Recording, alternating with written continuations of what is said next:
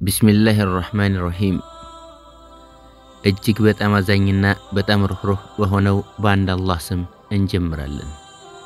አሰላሙ አለይኩም ወራህመቱላሂ ወበረካቱሁ።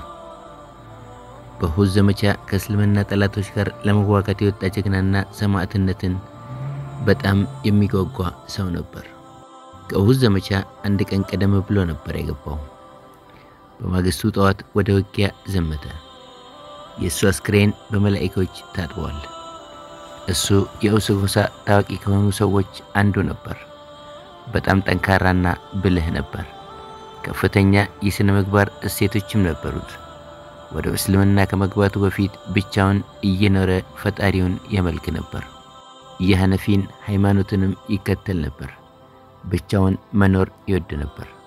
ጣዖትን ማምለክም ይጠላል። የአላህ መልእክተኛ ሰለላሁ ዐለይሂ ወሰለም ወደ መዲና ከወጡ በኋላ ሐንዘላ ኢብኑ አሚር ሙስሊም ሆነ። አባቱ አሚር ግን ከነብዩ ጠላቶች ጋር ነበር።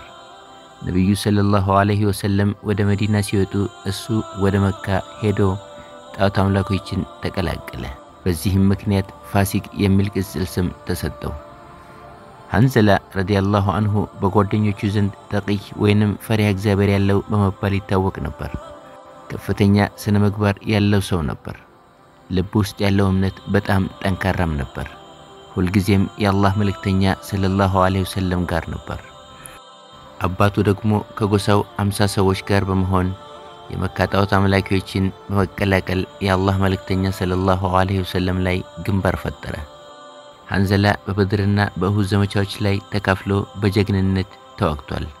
በበድር ዘመቻ ሲሳተፍ ያላገባ ሰው ነበር። ከዚህ ዘመቻ በኋላ ብዙም ሳይቆይ የአብደላህ ኢብኑ ኡበይ ኢብኑ ሰሉል ልጅ ጀሚላን አገባ። እሷም ሙስሊም ነበረች። ጋብቻቸው የተፈጸመው ከኡሁድ ዘመቻ አንድ ቀን ቀደም ብሎ ነበር። የጋብቻው ሌሊት ላይ የአላህ መልእክተኛ ሰለላሁ ዐለይሂ ወሰለምና ባልደረቦቻቸው ወደ ኡሁድ ለመሄድ ሲነሱ ነበር። እሱ ሌሊቱን ከቤተሰቦቹ ጋር እንዲያሳልፍ ከነብዩ ሰለላሁ ዐለይሂ ወሰለም ፍቃድ ጠየቀ። ነብዩም ፈቀዱለት። ገና ያገባው ሐንዘላ ሌሊቱን ከሚስቱ ጋር አሳለፈ። በማግስቱ ጠዋት ላይ ቀድሞ ወጣ። ከነብዩ ሰለላሁ ዐለይሂ ወሰለም ጋር ኡሁድ ላይ ተገናኘ። ነብዩም ለውጊያው ሲሰለፍ እሱም ከባልደረቦቻቸው ጋር ተሰለፈ። ሐንዘላ በኡሁድ ቀን ታላቅ ጀግንነትን አሳይቷል። እንደ ሌሎች ባልደረቦችም በብርቱ ጣዖት አምላኪዎችን አጠቃ። ሰማዕት የመሆን ፍላጎት ስለነበረው ያለ እረፍት በሰይፍ ያጠቃ ነበር። ቀኑን ሙሉ ፍላጾችን በመወርወርና ሰይፍን በማወናጨፍ ተዋጋ። ጣዖት አምላኪዎቹ መሸሽ ጀመሩ። የጣዖት አምላኪዎቹ ጦር አዛዥ የነበረው አቡ ሱፊያን ብቻውን ቀረ። ሐንዘላ ሲያየው ሰይፉን መዘዘና የፈረሱን እግር ቆረጠ። አቡ ሱፊያንም ከፈረሱ ጋር ወደቀ። በጣም የፈራው አቡ ሱፊያን ምን ማድረግ እንዳለበት ግራ ገባው። እናንተ የቁረይሾች ወገኖች፣ እኔ አቡ ሱፊያን ነኝ። ሐንዘላ ሊገለኝ ነው፣ አድኑኝ ብሎ በሙሉ ድምፁ መጮህ ጀመረ። በዚያን ጊዜ ግን ሁሉም ሰው ራሱን በማዳን ተጠምዶ ነበር። ማንም የሚሰማው አልነበረም። ሐንዘላህም ሊያጠቃው ሲዘጋጅ ሳዳት ኢብኑ አስወድ ከኋላ ቀረበና በጦሩ ጀርባውን መታው። ሐንዘላ እሱን ሊመታው ቢፈልግም ሳዳት ዳግም መታውና ሰማዕት አደረገው።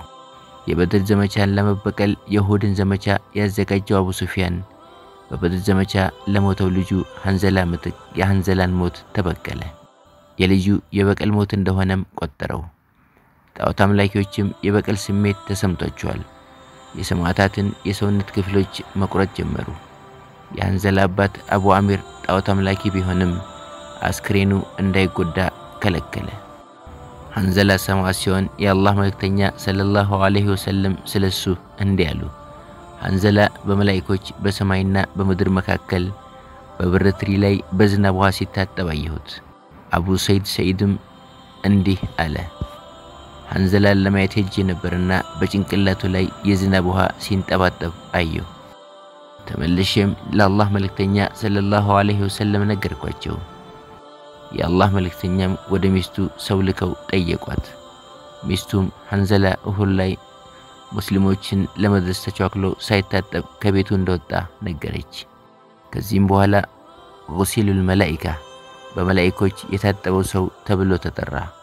የአውስ ጎሳም በመላእክቶች የታጠበው ሐንዘላ ከጎሳችን ነው በማለት በሱ ይኮራ ነበር። የሐንዘላ ሚስት ጀሚላ በጋብቻው ሌሊት ህልም አየች። ጠዋት ላይ 4 የሐንዘላ ቤተሰብ አባላትን በመጥራት ከሐንዘላ ጋር ትዳር መመስረቷን ምስክሮች አደረገቻቸው። ልጅ ካገኘች የሐንዘላ እንደሚሆንም ተናገረች።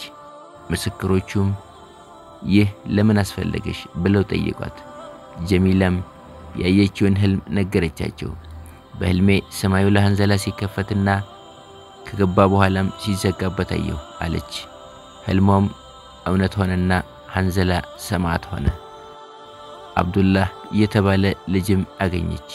ይህ አብደላህ ኢብኑ ሐንዘላ በመባል የሚታወቀው ልጅ የመዲና ሰዎች በየዚድ ኢብኑ ሙአዊያ ላይ ባመጹ ጊዜ መሪ አድርገው የመረጡት አብደላህ ነው።